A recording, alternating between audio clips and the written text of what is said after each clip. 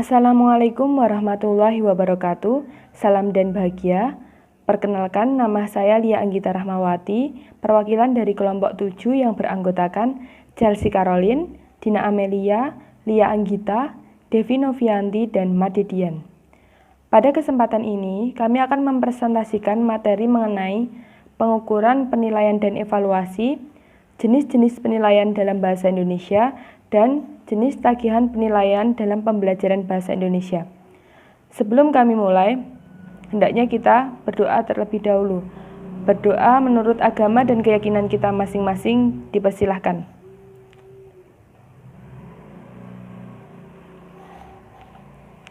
Cukup, terima kasih. Baik, pada kesempatan ini saya akan menjelaskan mengenai pengukuran.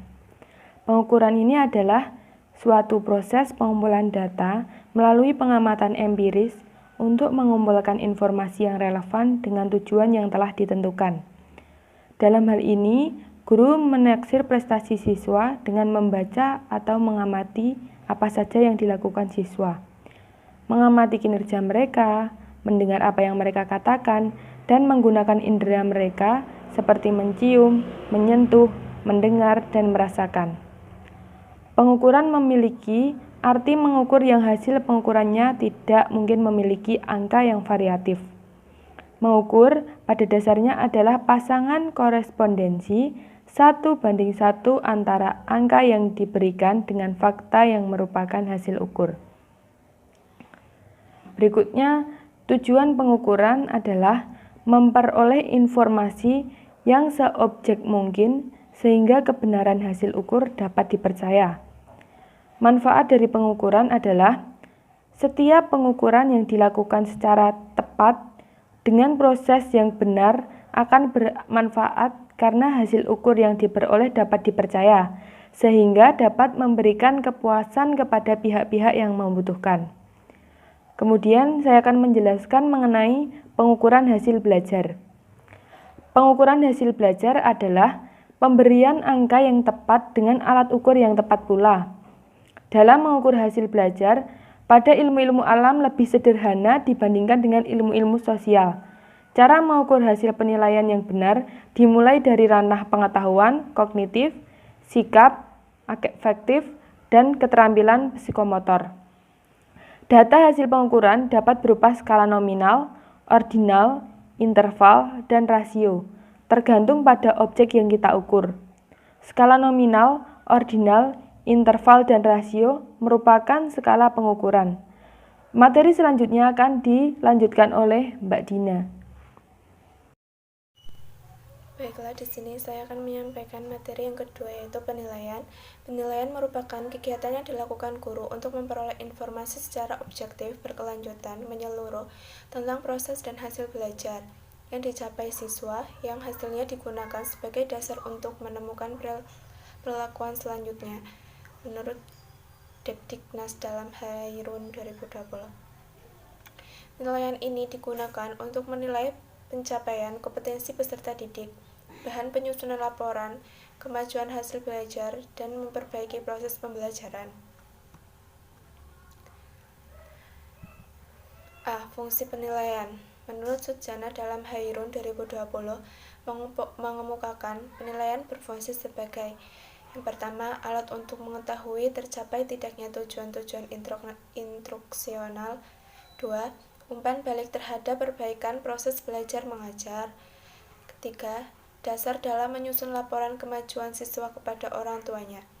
Dengan demikian, penilaian berfungsi sebagai check and recheck terhadap apa yang telah dilaksanakan oleh guru dalam waktu tertentu dan apa kemajuan dari siswa dalam mengikuti proses belajar dalam waktu tertentu pula. B. Prinsip penilaian. Yang pertama, menyeluruh. Kedua, berkelanjutan. 3. Berorientasi pada pencapaian pembelajaran. Keempat, berdasarkan pengalaman belajar. C. Tujuan penilaian. Tujuan penilaian hasil belajar yaitu untuk mengetahui sejauh mana kemampuan peserta didik dalam memahami suatu mata pelajaran setelah mengikuti proses belajar mengajar dalam kurun waktu tertentu. Misalkan, waktu belajar selama 1 semester. maka penilaian yang dilakukan selama waktu tersebut mencapai tujuan pembelajaran atau tidak. D. Manfaat penilaian. Yang pertama, manfaat bagi peserta didik. Manfaat bagi peserta dapat mengetahui sejauh mana hasil belajarnya yang telah dilakukan selama proses belajar mengajar. Yang kedua, manfaat bagi guru. Manfaat ini yang dapat diperoleh guru setelah mengajar, yaitu guru dapat mengetahui kemampuan masing-masing peserta didik. Materi selanjutnya disampaikan oleh Mbak Chelsea. Saya akan meneruskan dari pemakaran sebelumnya. Manfaat ketiga adalah manfaat bagi orang tua, yaitu laporan pendidikan yang sangat bermanfaat bagi orang tua sehingga dapat membina dan memotivasi siswa agar memperoleh hasil belajar yang lebih baik. Yang keempat, ada manfaat bagi masyarakat. Pendidikan yang berkualitas dengan keluaran atau output yang berkualitas sehingga menghasilkan masyarakat yang siap untuk terjun ke dunia kerja. Yang ketiga, ada evaluasi. Menurut Kosadi tahun 1994, evaluasi merupakan suatu proses yang sistematis untuk menentukan atau membuat keputusan sampai sejauh mana tujuan-tujuan yang telah dicapai oleh siswa. Tujuan evaluasi itu seperti 1. Memperoleh data tingkat kecepatan dan ketepatan siswa menyerap informasi yang disampaikan. Yang kedua, memperoleh data tentang taraf kemampuan dan keterampilan berbahasa dan bersastra setelah kegiatan belajar mengajar. Yang ketiga, mengukur kemampuan dan keterapan program pengajaran yang dilaksanakan. Yang keempat, ada memperoleh umpan balik yang akan digunakan sebagai bahan untuk melakukan perubahan dan perbaikan pada organ berikutnya. Selanjutnya, yang kelima, memperoleh data yang akan digunakan sebagai pedoman pengelompokan siswa sesuai dengan kemampuan dan keterampilan berbahasa.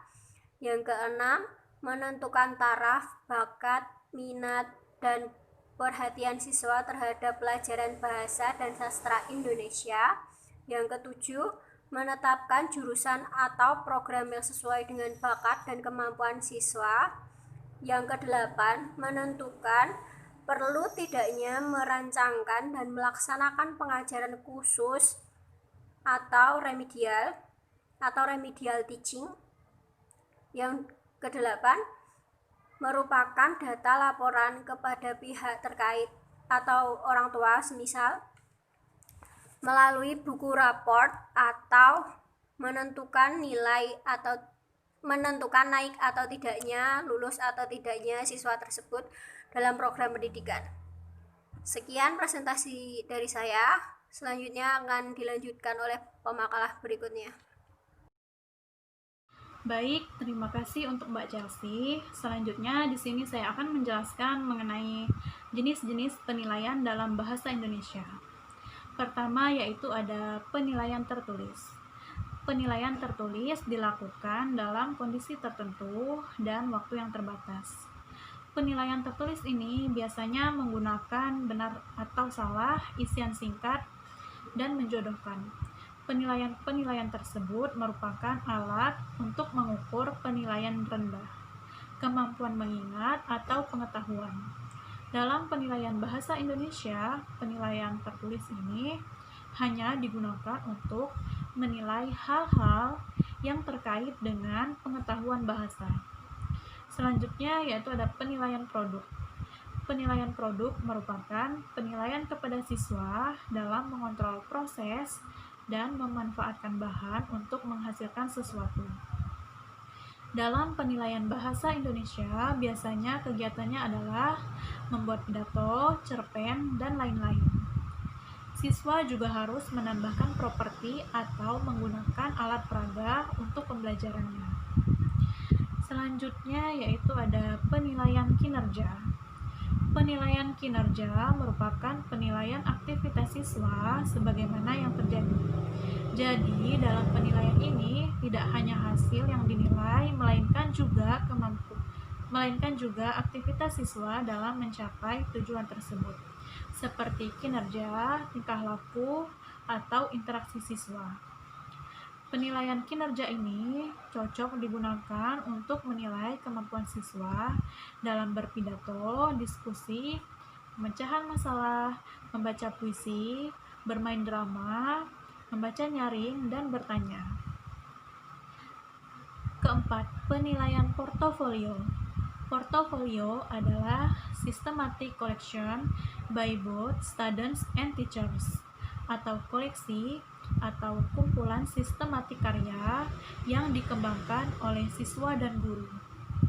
Karya yang dikumpulkan bisa berupa gambar, karangan, puisi, dan sebagainya. Kelima, penilaian kemampuan mendengarkan atau menyimak. Kemampuan mendengarkan atau menyimak bahan tes yang diujikan disampaikan secara lisan dan diterima siswa melalui sarana pendengaran. Sedangkan untuk kemampuan menyimak diartikan sebagai kemampuan menangkap dan memahami bahasa lisan. Bahan yang sesuai tentulah berupa wacana. Dalam wacana pasti menemui informasi. Menentukan bahan untuk wacana perlu memperhatikan beberapa hal seperti tingkat kesulitan wacana, isi wacana, dan jenis wacana. Slide selanjutnya akan dijelaskan oleh Mbak Made. Baiklah, saya akan melanjutkan materinya. Yang keenam, penilaian kemampuan berbicara. Menurut Nurgiantoro, tes berbicara bukan hanya ujian lisan, melainkan juga ujian penampilan, yaitu ujian lisan atau perbuatan atau penampilan lain. Contoh bentuk tes berbicara dapat dilakukan melalui bentuk sebagai berikut. Pembicaraan berdasarkan gambar, wawancara, bercerita, berpidato, berdiskusi. Yang ketujuh, penilaian kemampuan membaca. Tes membaca harus menyangkut kelancaran dan pemahaman sistem lambang bunyi, dan pemahaman apa yang dibaca. Artinya, menilai membaca harus menyangkut proses membaca dan pemahaman. 8. Penilaian kemampuan menulis. Penilaian kemampuan menulis ini ada dua teknik, yaitu menulis berdasarkan rangsangan visual dan tugas menyusun alinea. C. Jenis tagihan penilaian dalam pembelajaran bahasa Indonesia. Tagihan penilaian adalah bahan yang digunakan untuk mengumpulkan informasi oleh guru tentang perkembangan dan pencapaian pembelajaran yang dilakukan anak didik melalui berbagai teknik yang mampu mengungkapkan, membuktikan, atau menunjukkan secara tepat bahwa tujuan pembelajaran dan kemampuan telah benar-benar dikuasai dan dicapai. Adapun jenis-jenis tagihan penilaian yaitu pertama, kuis, kedua, pertanyaan lisan di kelas, ketiga, ulangan harian, keempat, tugas individu, 5, tugas kelompok, 6, ulangan semester, 7, ulangan kenaikan, 8, ujian praktik. Terima kasih. Baik, sekian presentasi dari kelompok kami. Kurang lebihnya mohon maaf. Wassalamualaikum warahmatullahi wabarakatuh. Salam.